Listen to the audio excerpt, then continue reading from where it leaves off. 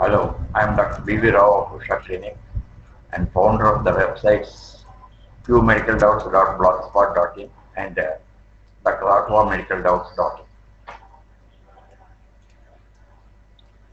Today I am going to discuss about the chymosis, deformity of the spine. Chymosis is defined as the increased dorsal convexity of spine. Means deformity lies in the anteroposterior plane and produce a flexion deformity of spine. It may occur in the region which is normally convex, like thoracic spine, or in the region which normally concave, like cervical or lumbar spine. The kyphosis is of three types. Knuckle, it is the under prominence of a prominent spinous process with the normal general curvature of the spine and interrupted by this knuckle. If occurs due to some disease, it indicates the collapse of the single vertebral body. Second is angular kyphosis. It is an angular sharp break in the line of spine so that the upper and lower curves are no longer the single curve. It always includes a severe collapse, at least 2 or 3 vertebral bodies. And third is the round kyphosis. It is usually seen in the thoracic region and has an increase in the normal convexity of this region and indicates that the increasing wedging of the vertebrae responsible for its distributed more or less equally over 5 to 8 thoracic vertebrae. Causes of kyphosis. It causes kyphosis may be traumatic. It is usually present in a severe fracture dislocation of the spine producing a marked angular kyphosis. Mild compression fracture may be detected as a knuckle kyphosis. Second is inflammatory. The example of this type is the Pott's disease. If there is a rigidity of the spine during forward flexion and if there is a knuckle kyphosis, tuberculous caries of the spine is suspected. The later stages of the disease may develop angular kyphosis. If 2 or 3 bodies are destroyed, in late healed cases, the presence of old sinus scars may clinch the diagnosis of the Pott's disease. Third one is the neoplastic. Rarely, secondary carcinomatous deposits occur with great frequency in the red marrow of vertebral bodies. More often, the patient may get paraplegia or from the effects of other secondary deposits elsewhere before sufficient collapse takes place to cause marked deformity. Fourth one is the osteochondritis or Sherman's disease.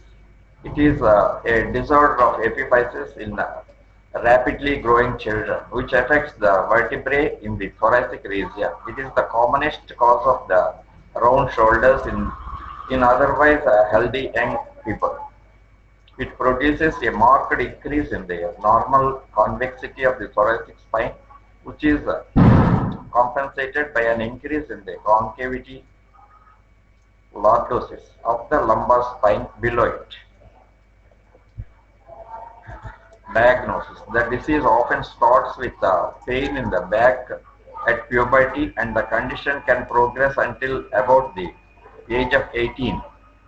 Lateral X-ray of the thoracic spine shows some irregularity of the anterosuperior and anteroinferior angles of the vertebral bodies from about the 2nd to the 10th vertebrae show excessive wedging.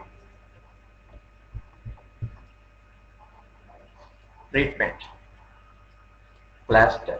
If recognized early stages, a period of 3 months on a plaster bed with a hinge to correct the deformity, followed by a posterior spinal support to brace the spine, is the logical order of treatment.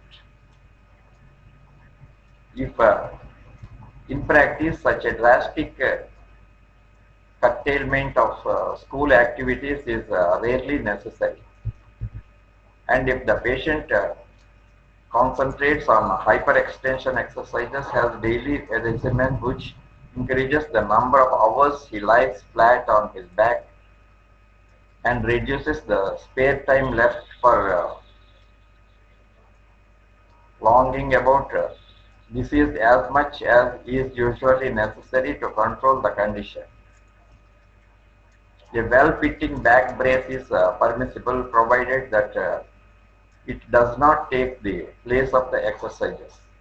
A long portion of the external deformity of a round back is attributable to a bad position of the shoulders, and young people can conceal the fixed deformity of the spine by developing a good carriage with shoulders, well braced back. Ankylosing spondylosis. It is the fifth one. It is characteristic deformity where rigid flexion of the whole of the spine from the upper cervical to the lower lumbar region. It is the abolition of normal concavities in the lumbar and cervical regions.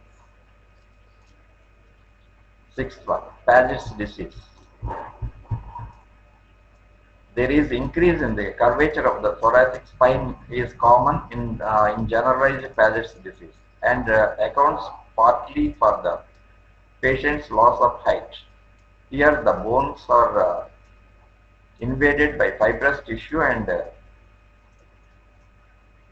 though in many cases may appear radiologically denser than the normal and at the same time brittle and capable of slow bending under body weight. Senile kyphosis. The thoracic spine develops an exaggerated convexity which explains the loss of height, which is so characteristic of old age. The pathology is the disuse atrophy of vertebral bodies. It is without any pain to warn the patient. Next is acute osteoporosis of the spine. It usually occurs in the age group of 50 and 60. It is almost always encouraged in females, and if occurring is called postmenopausal osteoporosis of the spine. This condition may be due to failure of some ovarian secretions because great relief from symptoms can frequently be obtained by the administration of Dineshaw, which these patients usually take over long periods without causing uterine bleeding. In severe cases of characteristic radiological appearance of fish vertebrae is seen. This is caused by the bone of the vertebral bodies being too short to resist the internal pressure of the intervertebral discs, which thus tend to assume a biconvex or even spherical space. Spherical shape. That is all about the kyphosis. In the next video, we will discuss about some other disease. Thank you.